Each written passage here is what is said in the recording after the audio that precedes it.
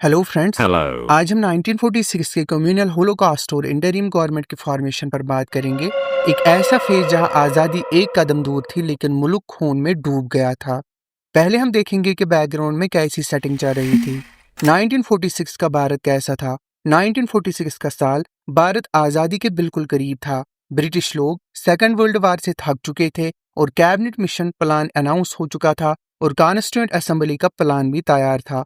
लेकिन जो सबसे ज्यादा चिंता की बात थी वो थी हिंदू मुस्लिम कम्युनल टेंशन। मुस्लिम लीग पाकिस्तान के लिए प्रेशर बना रही थी और कांग्रेस एक यूनाइटेड इंडिया के लिए लड़ रही थी और दोनों के बीच भरोसा बिल्कुल टूट चुका था। फिर हमें देखने को मिलता है डायरेक्ट एक्शन डे, जहां पे हमें कम्युनल होलोकॉस्ट 16 अगस्त 1946 को देखने को मिलता है। क्या होता है कि 16 अगस्त 1946 को मुस्लिम लीग ने डायरेक्ट एक्शन डे अनाउंस किया। मोहम्मद अली जिन्ना ने कहा कि हिंदुस्तान को दो हिस्सों में बांटना होगा, अब हम अपना हक छीन के लेंगे। कोलकाता में उस दिन कम्युनल राइटर्स भड़क गए। हिंदू और मुस्लिम मॉब्स ने एक दूसरे पर हमला किया। आग तलवार बंदूक सब चला और 4 दिन तक कलकत्ता खून में डूब गया। 5,000 से ज्यादा लोग मर गए। ये राइटर्स इतने खतरनाक थे कि ब्रिटिश वाइसरॉय लॉर्ड वेवल ने लिखा था कि मैं वर्ल्ड वार के फ्रंट लाइनस पे था लेकिन कलकत्ता जैसे सीन्स मैंने कहीं नहीं देखे। राइट सिर्फ कलकत्ता तक सीमित नहीं रहे, बिहार, बॉम्बे, ईस्ट बंगाल, यूपी जैसे इलाकों में भी कम्युनल दंगे भड़क गए और हजारों लोग मारे गए, लाखों घर से बेघर हो गए। कैबिनेट मिशन प्लान फेल होने के बाद ब्रिटिश समझ गए थे कि अगर कांग्रेस को पार्टिसिपेट नहीं करवाया तो एक मास सिविल डिसोबीडियंस मूवमेंट शुरू हो सकता है। वेवल जो पहले कांग्रेस को इग्नोर करता था अब चाहता था कि कांग्रेस को इंटरिम गवर्नमेंट में ले आए, चाहे मुस्लिम लीग मना भी करे। ये यू टर्न इसलिए लिया गया क्योंकि ब्रिटिश को अब पोस्ट इंपीरियल एग्जिट स्ट्रेटजी की जरूरत थी, मतलब एक ऐसे तरीके से एग्जिट लेना जहां उनका ग्लोबल इमेज खराब ना हो। जो हमने देखा हाल ही में अफगानिस्तान में उन्होंने एग्जिट किया ताकि उनकी ग्लोबल रेपुटेशन भी बरकरार रहे और वो एग्जिट भी अच्छे से करे। ये उनकी पुरानी आदत थी, तो यहाँ भी हमें वही देखने को मिलता है। Let us get back to our topic. 2 सितंबर 1946 को कांग्रेस लेड इंटरिम गवर्नमेंट बनाई गई।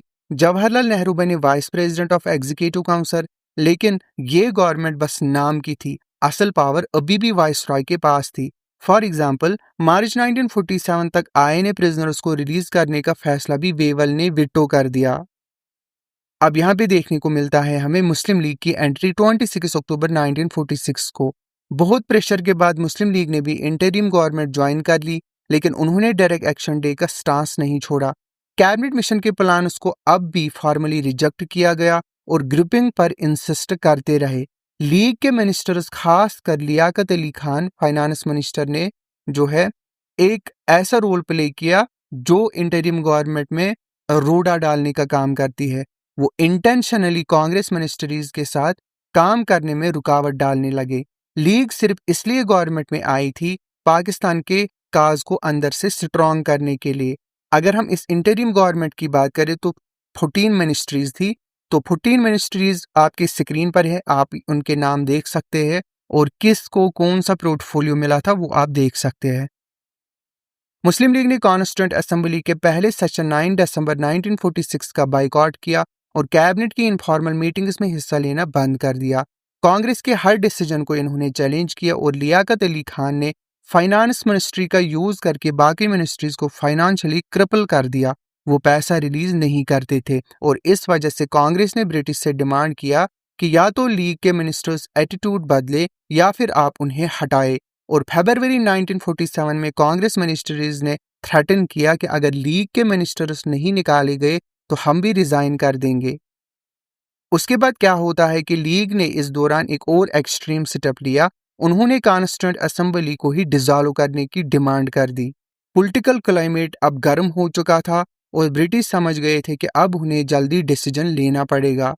तो दोस्तों, 1946 का कम्युनल होलोकॉस्ट और इंटरिम गवर्नमेंट का ये फेज ब्रिटिश राज के खिलाफ एक इमोशनल और पॉलिटिकल रेबेलन था। ये बताता है कि आज़ादी सिर्फ एक पेपर पर लिखी हुई डिक्लेरेशन नहीं थी, ये खून से लिखी गई कहानी थी। 1946 के राइट्स ने पार्टीशन को और भी इनविटेबल बना दिया और इंटरिम गवर्नमेंट ने कांग्रेस और लीग के बीच ट्रस्ट को और बिगाड़ दिया। 1947 में माउंटबेटन को एक क्विक एग्जिट प्लान तैयार करना पड़ा जो डायरेक्टली इंडिया पाकिस्तान पार्टीशन पर लीड करता है।